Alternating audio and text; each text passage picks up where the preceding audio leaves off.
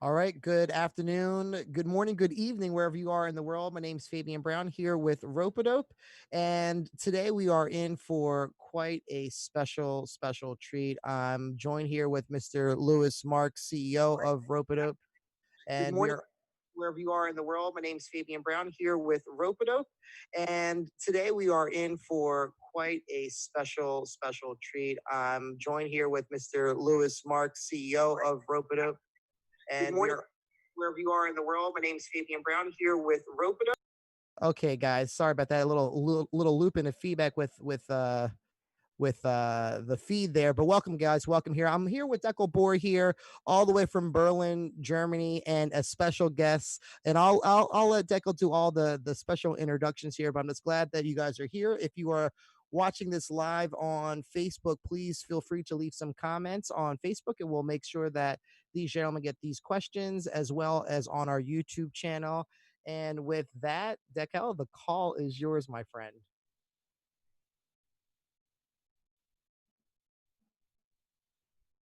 Oh, let's unmute your line, Deco.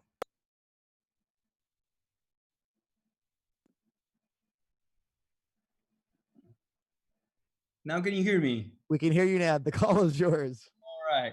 So I'm so happy to be here. I'll jump straight into the water by saying that um, the spirit of jazz for me has always been about playing with people, and by playing them, you let them change you, and they let you change them, and the music gets morphed into something else with each encounter. And in mainstream music or any other style of music, sometimes almost always sometimes the only way for that to happen is through what has now been a complete new art form on its own, is the remix art. This entire project has been about that. I've been a huge fan of listening to different remixes of music that I love, bands that I love, artists that I love. And among the jazz musicians, there seems to be only like there's this couple of names that are always passed around. If you're getting into electronic music, check this guy out, check that guy out. And so, with inviting a remix artist on an actual remix competition, and we only wanted to have one, I was super honored and excited that one of my heroes agreed to come on.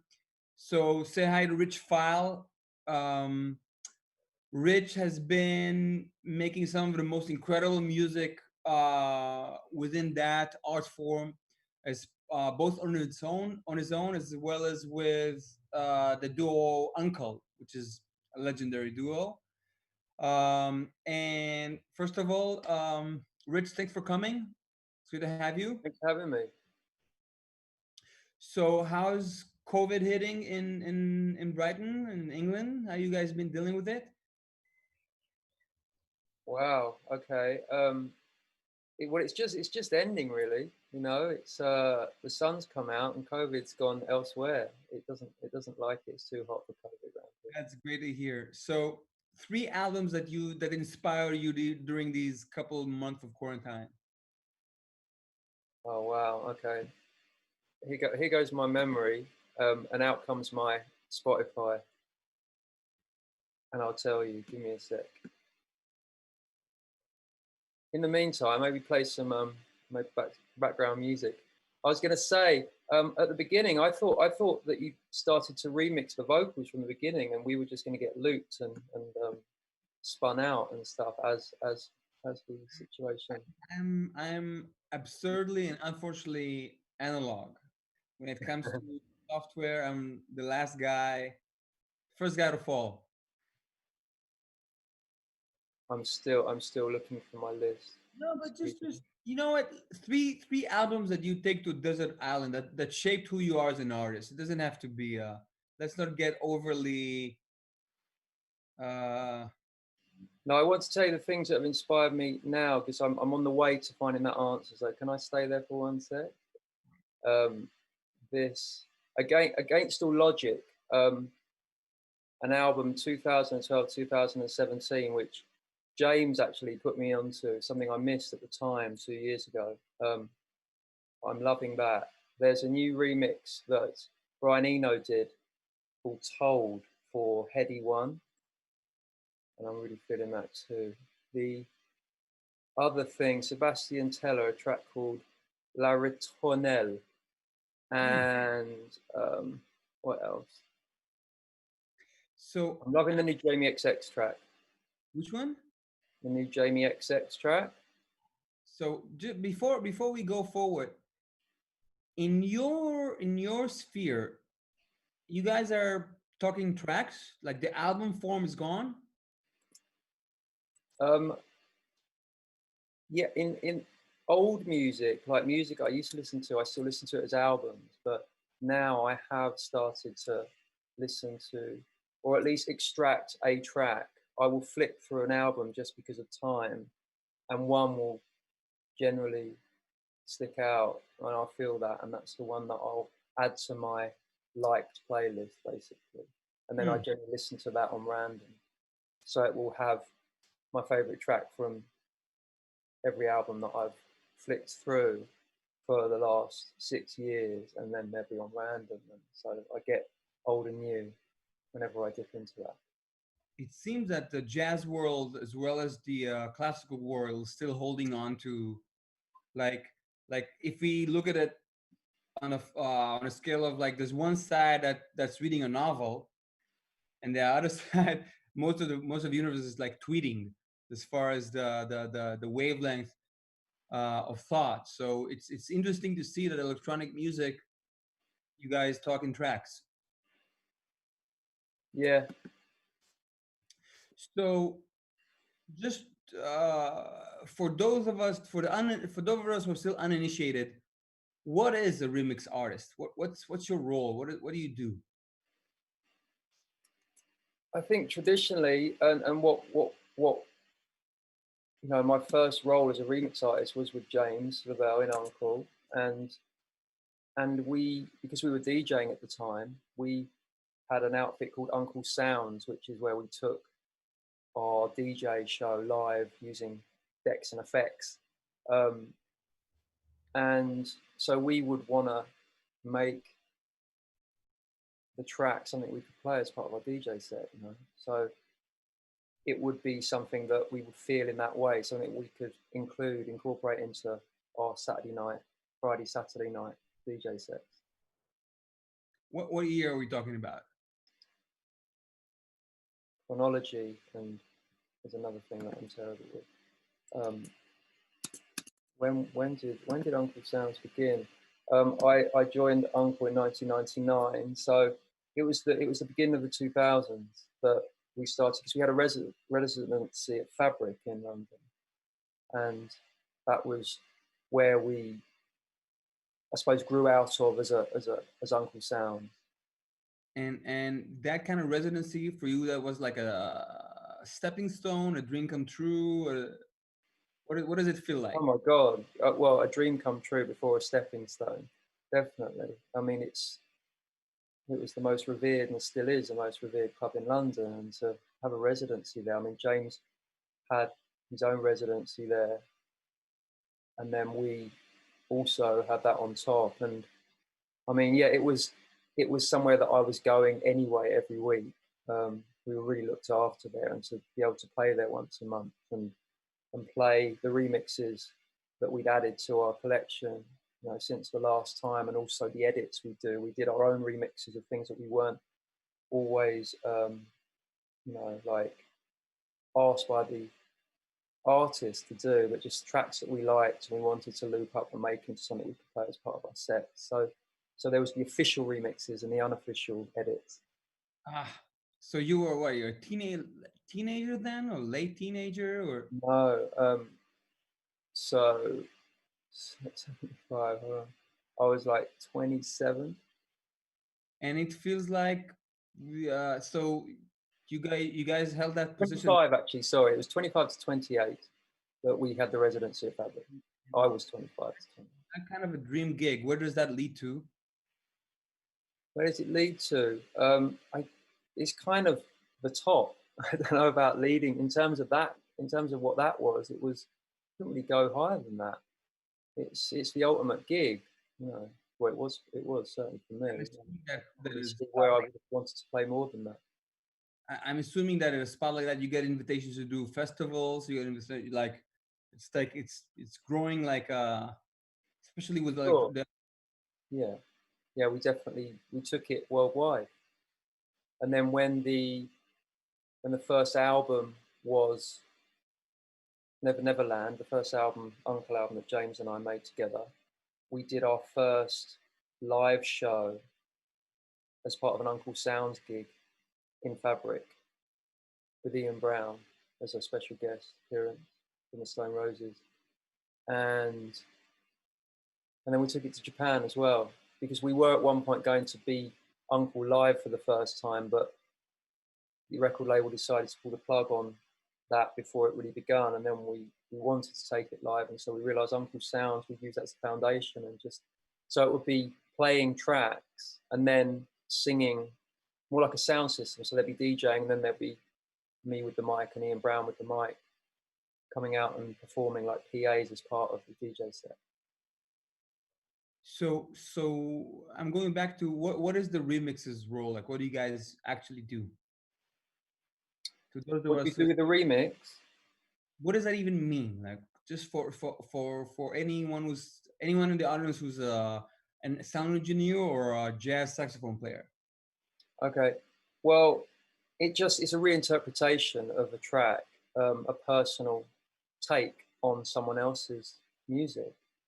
So if I listen to a track, sometimes, yeah, if I listen to a track that I've been asked to remix, things stand out, and they will be the foundation for my version or our version, depending on whether I'm working on my own or with another person.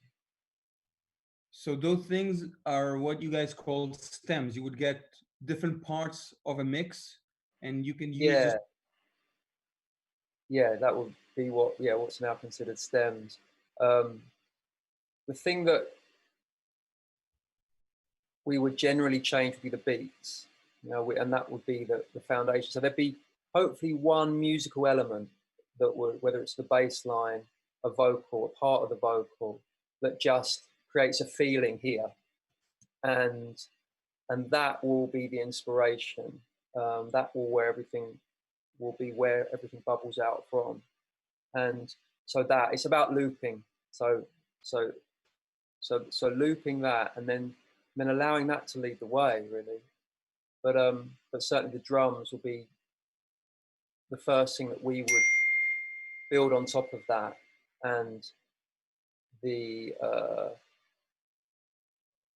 that's where all the infectiousness will really develop from. Because it is about infection. The remix is to take something and make it as infectious as possible and intense as possible. That's at least how I've always seen remixes. And At least getting there by the end of the mix. You know, it might take a while. There's a mix I did of Duke Spirit where I really enjoyed holding it. It was definitely going to go there, but it's like, how long can you keep that anticipation alive without it getting boring? I actually know that one, and it has a really slow burn arc to it. Yeah. And as you develop as a remix artist, how far away from the original track do you like to go when you're remixing something? Generally quite far, to excite the artist that we're remixing for as much as anyone else, who's probably heard the track that we're remixing 1,000 too many times, or would like to hear something that sounds nothing like it. So yeah, it's it's when I'm freest, when I don't think about if there's any expectations of me. That's when it's the most fun. When I don't feel that I'm trying to fit into any particular box with this. It has to do something. It just has to make me really excited, or us really excited. Like I say, when I'm working with someone else. It has to be personal. It has to be that, because that's what it was for them when they made the original track. And So it has to be that for us, because I think it is that personal nature, that real deep soul coming into the music that people are connecting with ultimately. So it has to be from my heart, not my head. Yeah, I sometimes think that we as humans just have this tendency to strongly connect with one thing and might not as strongly connect with something else. It's just part of life. Yeah. In jazz, I often I as I'm a huge Charlie Parker fanatic, for example, but you would almost never see me perform any of his works, even though I know all the songs, I learn all the solos, I know the recordings by heart. Um, but for whatever reason, I cannot bring myself to it the same way that I can to, let's say, a John Coltrane composition or a Coleman composition. I find that there's something that just kind of pulls something in you, and I'm assuming that that's what you're talking about, where when trying to determine which track or which part of a track to mix or which artist to remix or Yeah. I mean, I just have to feel it. It has to be a feeling that I connect with, that that that guides me forward from the place that they finish. so as your career developed as a remix artist, one day you just get a call from Depeche Mode. Like, and how does something like that even happen? I think that I was in a very privileged position with Uncle, where before I was part of it, James had built a brand for 10 years, and then between us, over 10 years, we built a brand. We continue to build that brand, and I think that people are quite flattered when you ask to remix them, actually, because I think that there's a I think however massive they are as artists, because I think that a human being saying, "Hey, I really like what you do. Can I remix you?" is quite well. I think from the responses we got, it must mean something. I suppose there's the mass appeal, but then that kind of that intimate connection through asking to remix in that way. I think people are quite flattered by it, and we've been really fortunate to have mixed bands such as Depeche Mode. Yeah, it does sound crazy when you say it, and um, we remixed that in LA, actually, that particular remix. So we were lucky enough to have people like Chris Goss play on that remix, because we were making War Stories at that time, the second Uncle album that James and I made together. And we halted production on that for a few days and did the Depeche Mode remix. So that kind of leads to my next question. You're in LA and you're holding your own album and you're remixing a track. How long is a remix process? Like how long does it usually take to remix one track? I like it to take a week, no more than a week. Ah, And deadline. yeah, it's nice. It's nice to do it within a week. That feels, there's remixes that have taken longer, that have been painful, and there's ones that have been shorter. But a week feels like enough time to do a good job without, getting lost, basically. Does it ever happen to you that you spend 3 months on something only to go back to what you did on the fourth day when you just started? Hell yeah, yeah, and I've learned a lot. It's taken longer, sometimes periods than 3 months, to realize that what I did in 10 minutes was the thing. Um, but it's definitely about having other people and other perspectives in, uh, or at least one, regularly, because otherwise, yeah, it can Gi- just it can just become it can just become. Can you put that into context for me? Like, what is it like? What does it exactly mean to you to have an outside perspective on a regular basis? Well, I don't think I can properly hear what it is that I'm doing unless there's another pair of ears in the room. I've learned from experience that it's only through the objectivity of another human being in the presence of another human being, I can really hear what I'm doing. For example, I've worked on a track and just felt like, oh my God, this is feeling so good. This is feeling so good. And then I asked someone to come and have a listen, and I'm just cringing because I hear it for real when the other person is present. And at first that was so painful because yeah, it's amazing how what, I don't know what quite goes on there, but it is the presence of another person that really allows my ears to hear what's truly there. And that just is, that for me is a fact. And there's no, I don't think, well, this human being can't get out of that. You know, It's actually, that's necessary part of me, my humanness. So to accept that I can't hear something properly unless I allow someone in the room to hear it with me. it's actually it's a physical fact that electrons and neurons behave differently when there's another person watching, or if there's an instrument watching, they behave differently, which is mind-blowing and also makes perfect sense at the same time. Wow, yeah, that's cool. And it just in terms of the Zoom thing now, I mean, because what I'm thinking, so there are quite a lot of musicians, because I've been in situations where I've done it too, work in isolation, and I feel that even if someone is listening over Zoom, there's a platform that I've used recently where someone could listen to what I was playing in really high quality audio, like with a few milliseconds delay. And again, just to have the presence of a human being on the screen as opposed to just no one whatsoever. There is an energy exchange there, and it does, as you rightly said, this electron shifting situation. I think the human being can also be on the screen, and I'm not advocating that we're never ever in the same room as each other, but it's a relief to know, because some people are in very isolated situations where they live.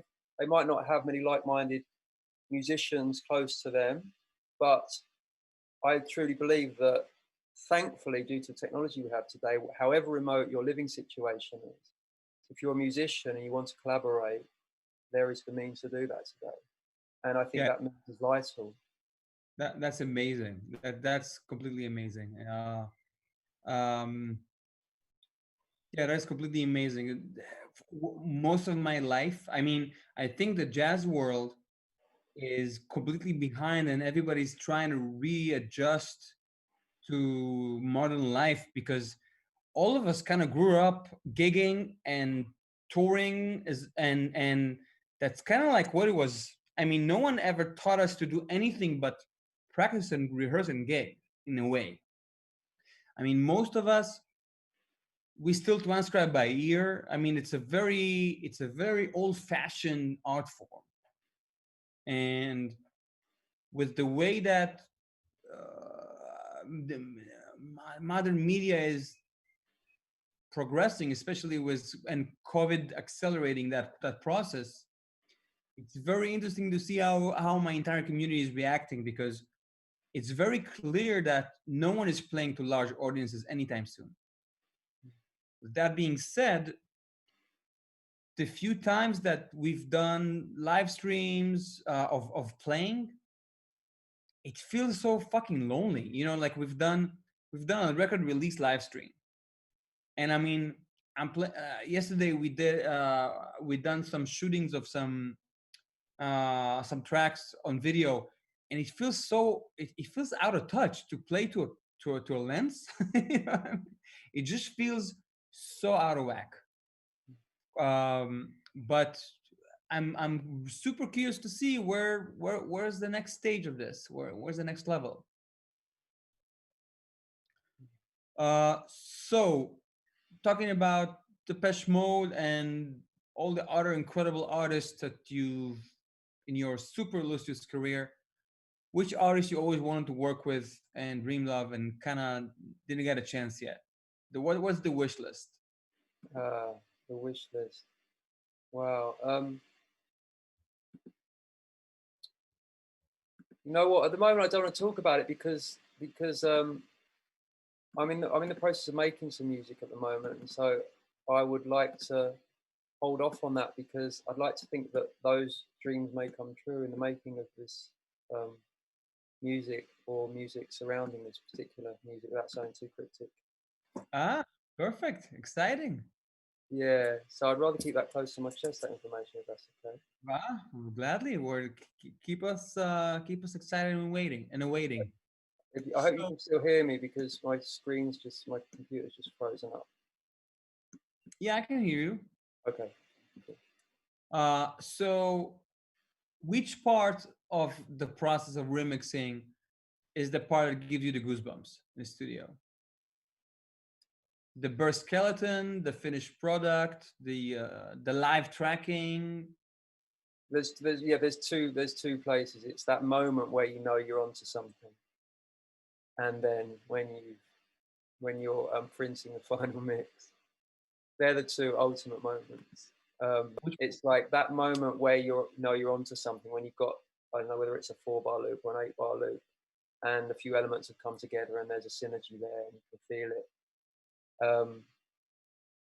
That's exciting, and then that gives way to trying to reclaim that same feeling once the track's finished, and that space in between can have moments of like, where it feels like the floor has kind of falls away, when that feeling can potentially go, or you wonder whether you ever had that whether that feeling was kind of like you made it up in the first place.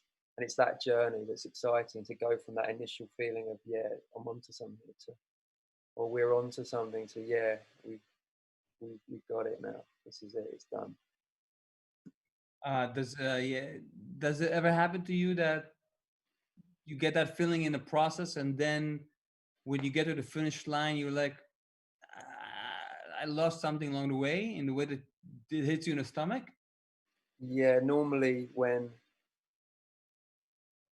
it's been spent too long on, and you kind of crushed that initial thing out of it, where you just pushed it a bit too far.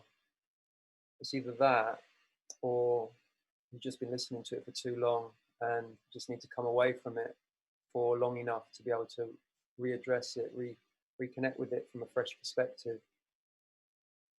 So what are your tips or tricks or special things that you do to kind of get out of that rut? Take breaks little and often as possible. And it's so hard because once I get on a roll, I want to feel that feeling. And so to leave, to consciously go, right, I'm going to leave this feeling behind. It's tough, because that feeling's the best feeling ever. It's a feeling that it's hard to put down.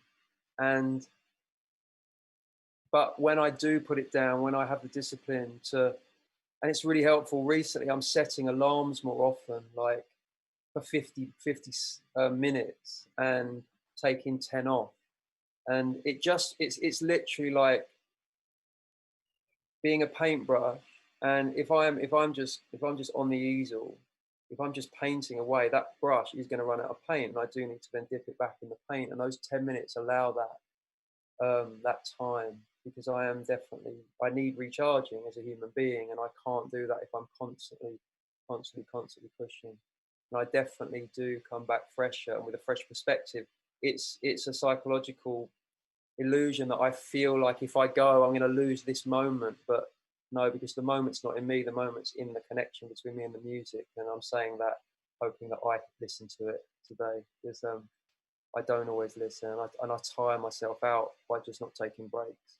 And then I need to take like a day break as opposed to a 10-minute break to be able to even hear it properly again. I'm going to steal that. I'm going to steal that from you, because I do the exact opposite. I practice and work until I'm like, and I probably am losing that perspective. So easily done, because it's so exciting, isn't it, to connect with music? Well, it's kind of like a drug for me. I mean, 24 hours, 7 days a week thing. I'm completely amazed that my fiance is putting up with that. It's like, and when I go to bed with music on, and then the album ends and there's some quiet, but I still hear music in my dreams, and it's kind of like a 24/7 thing. And I think for most of us, there was a moment when we were young where we kind of consciously heard music. I mean, really heard it for the first time. It was like boom. And if that kind of grabs you, it becomes an emotional focal point, like it become like a sheltered place. And I think most of my friends and my peers, it's kind of like that. It's like it's the air that it's the currency that we deal with, and the air that it's the language that we kind of exist in. So it's difficult to take a day off. It's difficult to go on vacation. It's difficult to hang out with friends at the park because I might be I'm taking time. It feels like I'm taking time away from my mission or my journey or my very much so. And I think for me it gets stronger the older I get. Like the less hanging out I do and the less distractions I kind of allow in my life, which is probably not the way to go. But that's So interesting. The opposite's happening for me.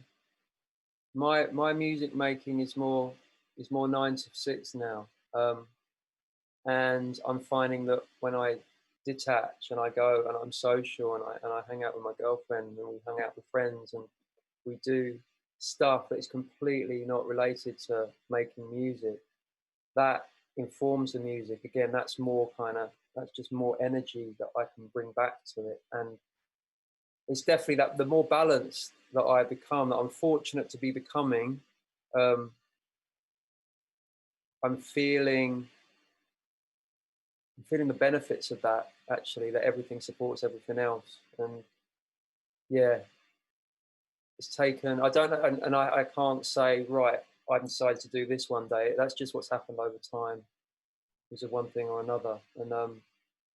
And I prefer it. It's nice to be able to put it down. It's nice that I now have the ability to put it down. It's like you just suggested. I didn't have that for a long time, and can get quite tiring. It did for me anyway.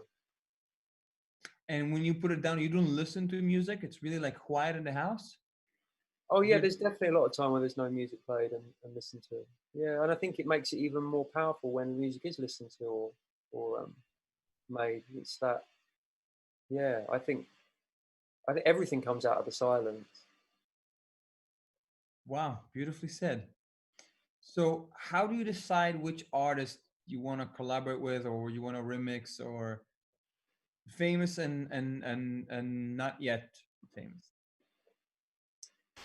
I'm really sorry. Can you repeat that question, please? So, how do you decide which artist to remix? Like, how do you decide like what's your next project, your next thing, your next adventure? Okay, so at the moment, there's no, I haven't got a remix on the cards. I'm focusing right now on some original music, and it's in collaboration, and it's the first time for a long time that I've done that, and it's just really fun, and it's happened really spontaneously out of lockdown or as part of lockdown, and I'm just really enjoying that, and that's taking up as much time as I want music to take up right now. I'm totally open to remixing. If someone came forward and said, "Hey, can you remix something?" It's not that I'm not remixing. I'm just not actively seeking remixes at the moment because I'm putting all my energy into some original material right now. Beautiful. Okay, I can't wait to hear it. Thank you. So technical questions.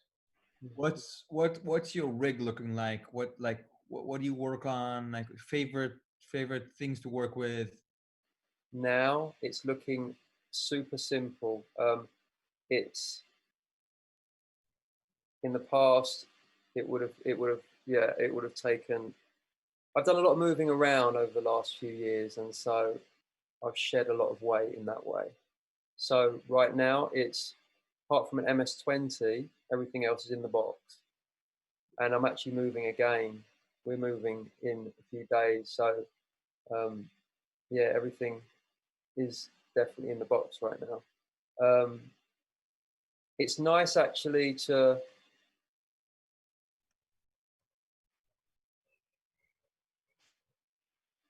I had a period of working a lot on my own, and that's when I had quite a lot of equipment because I wanted to do everything myself, and I've learned to do everything myself and realised that now that I've learned to do it and I've attempted it, I don't enjoy doing everything myself. But I needed to go there to come back, and now I appreciate the fact that my setup is limited because I know that I'm going to need to go to places in order to fulfill certain criteria with regards to recording.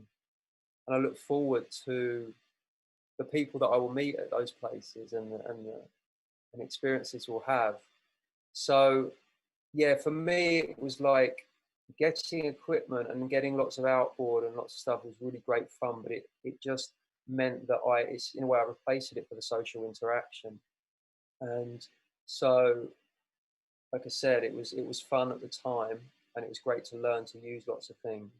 But now I'm appreciating that I'm going to want to rely on people for various things and focus. I suppose maybe like I did right at the beginning, like 20 years ago, on the songwriting and the energy of those initial ideas and not get too caught up in feeling like I need to support every other aspect of the recording process. So I think that's that's what I enjoy the most.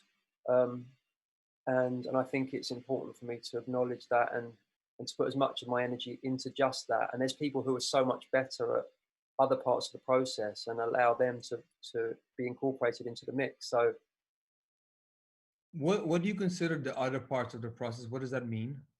I suppose like engineers, for example, someone engineering, someone setting up mics if you're recording instruments in that way. Players, I'm not classically trained. I use my voice more than anything else, and I like to mimic lines that I'd like a guitar to play, for example, with my voice. So I just sing it, and then I can ask someone to replicate that and add their slant on it as well. And so I look forward to that collaborative aspect. I remember the last time I did that was regarding drum recording, and I would sing the drums onto the track, and then a drummer would listen to it and go, right, is that the tom? Is that? And I'd make the sounds, and I suppose I had an idea, but he would incorporate, he would interpret that, and then go into the booth and pick up the kit and play like his version of what I had mimicked with my mouth, and I love the way, I love that interaction, and it's been tough. It is tough because again, there's budgets to consider and stuff like that. But I feel like I lost a lot of faith that there is ways of making things happen, and I think I'm reconnecting with that quite young energy of believing that things can happen if you want them to enough, with regards to getting people in a room and making things happen with different musicians, as opposed to thinking there's no money in the music industry, so I've got to do everything myself. I don't know why I feel like that, but I do feel like that, and I don't feel naive in that thought. I already feel that something is beginning to happen, and it's gonna be hopefully expressed in this next batch of music.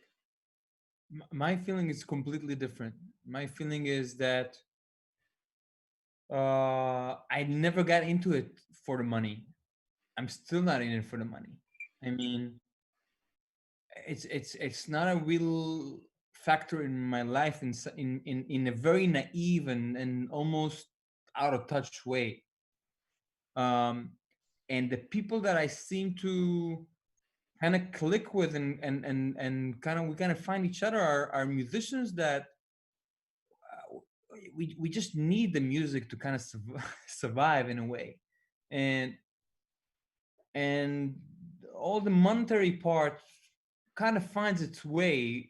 Some periods of your life it will find its way in a better way than others, but for me it was never an issue. I think, like I remember many times in New York, where I would come back from major tours with major artists, and I go to the ABM and it will say insufficient funds, and I call a friend or I call my dad, and it just happens so many times. And I don't remember that as being too big of a deal, because at the end of the day, as long as I can eat and I can play the guitar, I'm kind of good in many, you know what I mean, in many ways. So when it comes to collaborating, I think that there are many musicians who are like-minded, many artists who are like-minded in every level of success.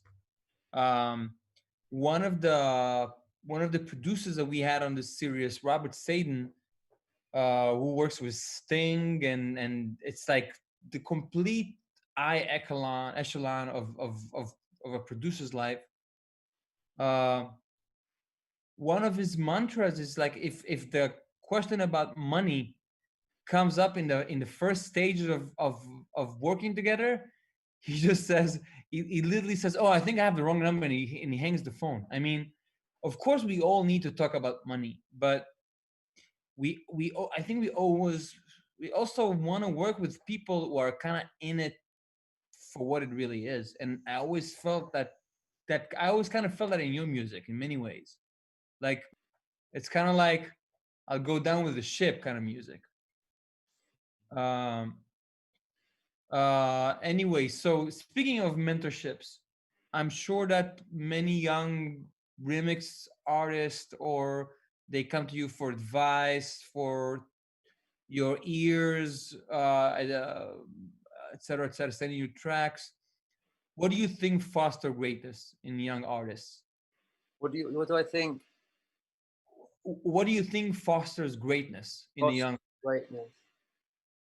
Um, well, it's interesting you say that, because I'm offering that service now officially.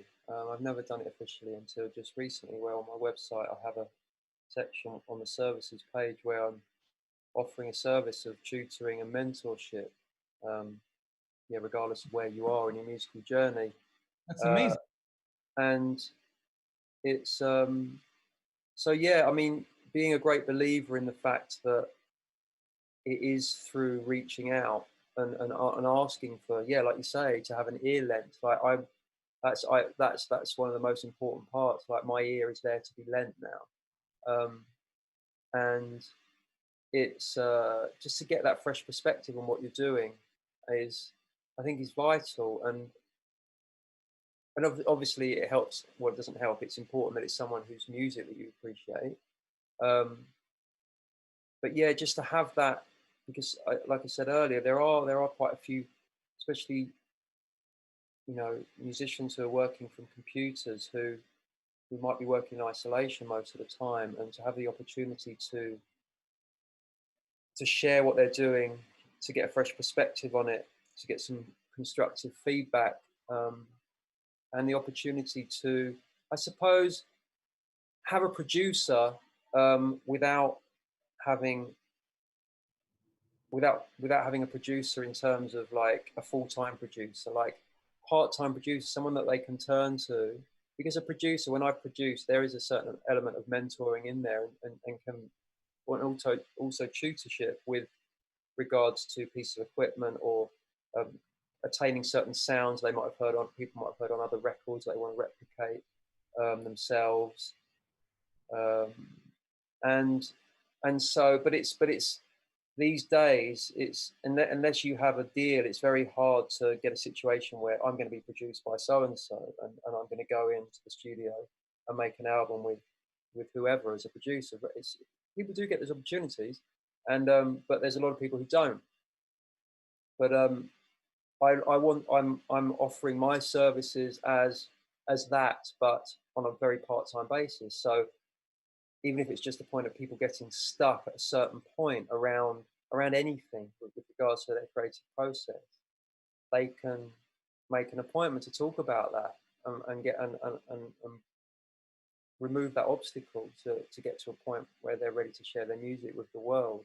Because those obstacles, when they're hit, and I know this from direct experience, if I just, I don't know, somehow try and push harder, I I've found it's when I reach out and get a fresh perspective that the obstacle which could have blocked me, I don't know, for however long, just is removed.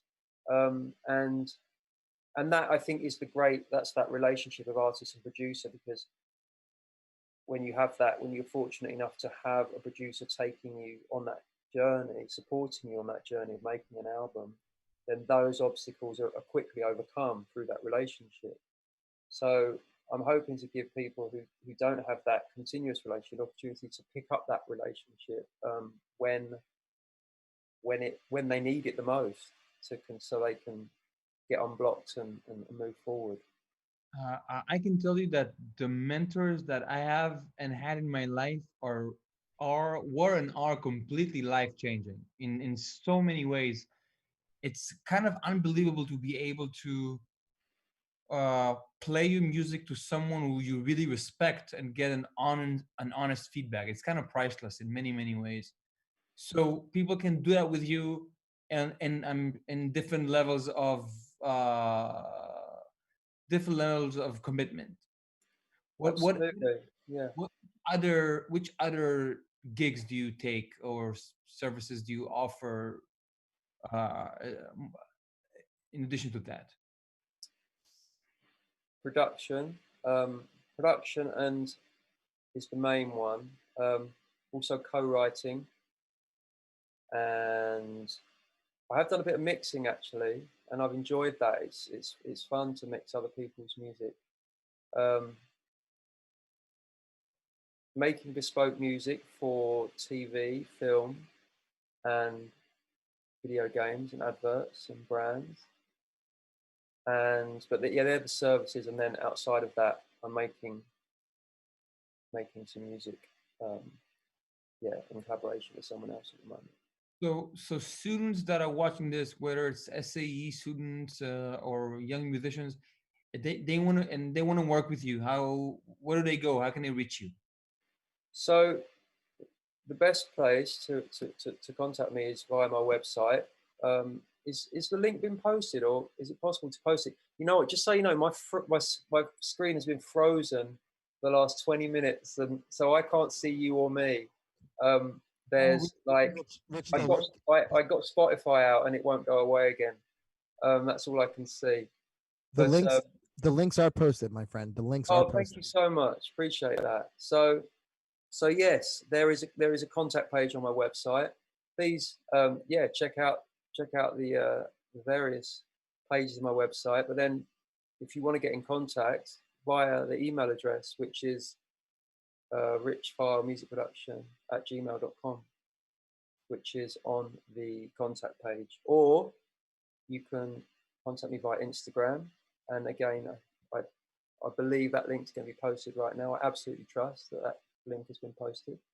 Or you can call me. My phone number's on there as well. And we can talk about your needs and what we can do, how we can work together. There's a legend that Nirvana's producer Steve Albini always picks up the phone at the studio, and that there's no secretary.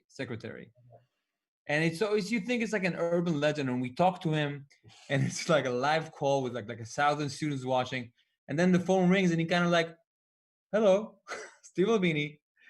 He talks on the phone, and where I'm like, "Whoa, that was an amazing experience." So, guys, if you want to call Rich File, you can call him. Rich, thanks so much for joining. It's been illuminating and inspiring, and just plain beautiful. Thanks for answering my questions and offering your wisdom. And can't wait to see you in person when all of this shindigs are over. Sounds good, Nicole. Thank you for having me. Stay safe.